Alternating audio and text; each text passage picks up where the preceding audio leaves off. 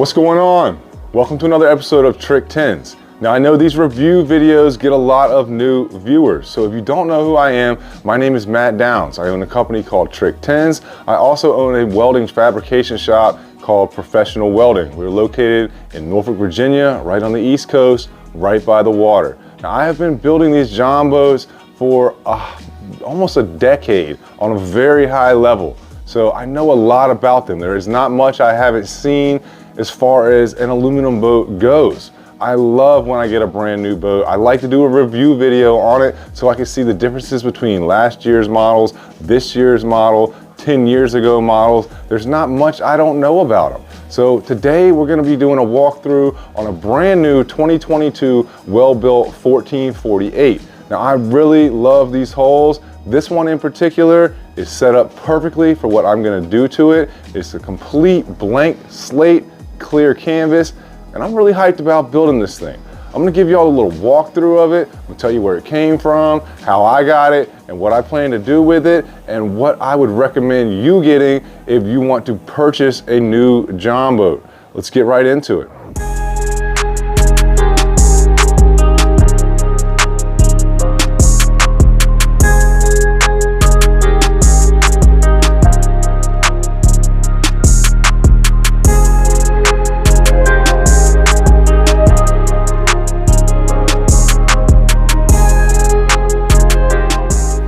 Alright, so I'm going to do most of my filming from behind the camera. I'm just going to show you guys this hull and what I think about it.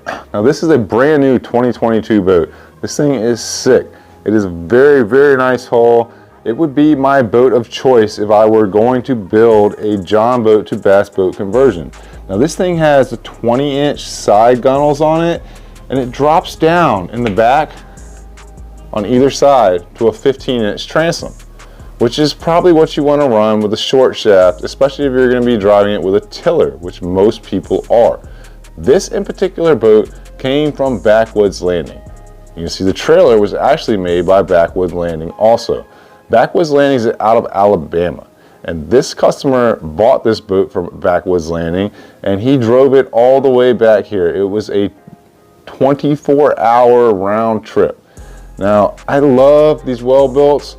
There's a couple suppliers in my local area, but Backwoods Landing seems to be getting a lot of boats. Now this trailer that comes with it, the trailer is sick. I love how it has this big step on either side. I mean, it's very nice. It also has a 14-inch wheel with a full-size car tire with a big axle, so it's probably very easy to trailer. It probably rides really good behind your truck.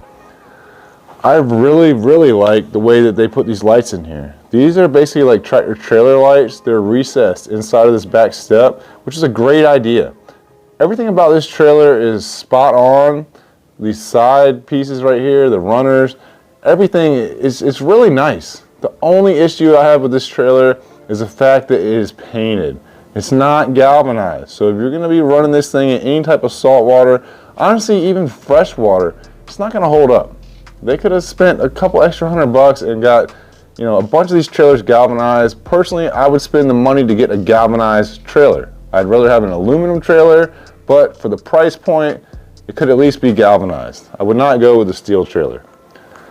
Other than that, it's a very nice trailer. Now, one thing about these new hulls that I really like is the fact that they move this winch eye right here all the way up to the front of the boat. It's very important because they were putting these lower and it was causing issues because it's so far down here where it has all this room for failure. It was ripping and tearing a lot of these out. Not so much in the V-hulls, but in the flat bottoms and flat nose boats, you see a lot of issues with that. This being so close to the front of this V, it's very strong in this area. It's been almost a decade since I first saw my first well built, and something about this whole front V-nose, it's just stood out to me. Like, I really like these hulls, and it looks aggressive, it looks mean, and it's pretty badass. One thing I did notice about this new hull though, you see right here, this top gunnel, it has a big flare to it. Comes up and then comes way down. And I can look at this back deck and I can run my eye off of this and see that it does not line up in a straight line with this front deck right here. This back bench seat it's kicked down a different angle than this front deck, which isn't gonna be a huge deal. If I was gonna build this out, I'll feather this in, you won't even see it, but I did notice that. Other than that though, the thing is pretty sick. I'm glad that it's just bare bones, because this is how I would order my Jonboat if I was going to build it myself. This is what I would like to start with. You can order these with all types of different options. You could get a seat pedestal base here. They sell them with a front deck extension, storage up underneath that. You could get a floor in it, side panels. The side panels they put in here, they run them all the way up to the top of the gunnels. So it's not exactly what I would want. If I was just duck hunting and I didn't really care about my boat, I was just using it as a beater boat, then it's fine. You know, you can get away with it. But the floors that they put in here that you order stock, they're very thin, and they'll end up doing this wavy motion in between these ribs right here, because it's just not heavy duty enough to hold up for the normal wear and tear of putting your boat in the water and walking on it every other weekend. But all in all, I really like this hull. If I was gonna tell you what boat you should get for this price range, I think this hull was right around $3 grand by itself, and it's worth every penny. This is what I would recommend. Now there are other hulls out there that are thicker, they're, you know, higher quality, but if you're looking at trying to build a Jonboat to bass boat conversion and you want to start with a good foundation at an affordable price, this is your boat right here. They also sell these in all kinds of sizes. I mean, this one's a 1448. You can get a 1548, a 1552, a 1648, 1652, and on up, and they get up to 20 some feet. These things come in all types of sizes. Personally, if I were to get one, I would get a 1652, and I would get it just like this one right here. Nothing in it, bare bones, back deck, little front deck, that's it, nothing else. So all in all, this is my favorite boat to build. I think that they are by far superior to all the other hulls that are in their price range, and you're not gonna find anything that's gonna be this quality for this price.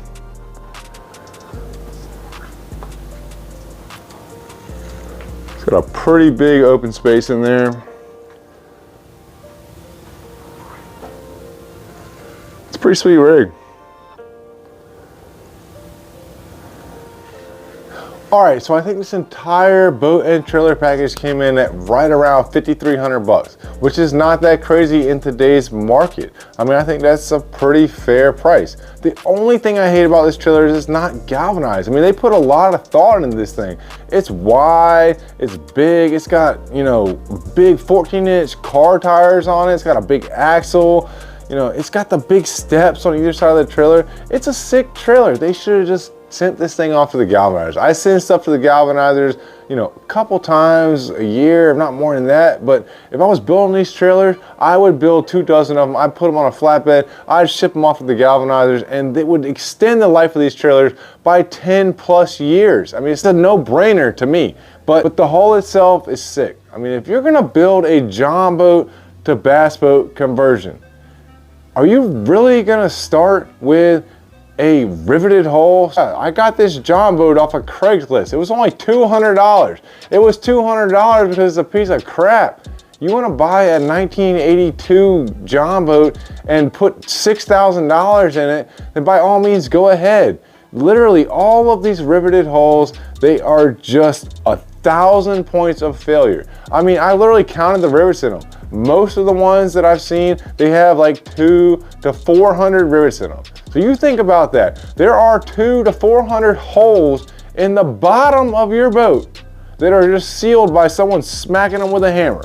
Now you want to put $5,000 into that hole, you want to build a whole deck in it and floors and everything else, and what are you going to do? You get a hole that leaks, and one of those rivets just decides, hey, today's the day, I'm going to loosen up and I'm going to start leaking. Now you got a big problem. And the biggest problem is that you just spent $5,000 or $6,000 building your entire boat out, and now you're gonna have to dig through it, and it's probably gonna be the one that is in the hardest spot to reach it's gonna be the one that you said, I hope this one doesn't leak. That's the one that's gonna start leaking first, because that's what happens. Anyways, I can't tell you what to do with your money. I can only stray you in the right direction. But if you're gonna start building a John boat, start with a welded hull. I mean, the weld builds are sick. They're not perfect, but for the price range, in my personal expert opinion, I think they're at the top of the food chain. So you do what you want with the information I give you, and I hope that your builds turn out to be sick. If you need any products, any hatches or live wells, anything you want to put in your boat, feel free to reach out to me on trick10sjonboats.com. I hope you guys will like this video and share it, and please subscribe to this channel, because I'm going to build this boat out and it's going to be one of the baddest 14-foot John boats you've ever seen. I've had enough of this. I got to get back to work.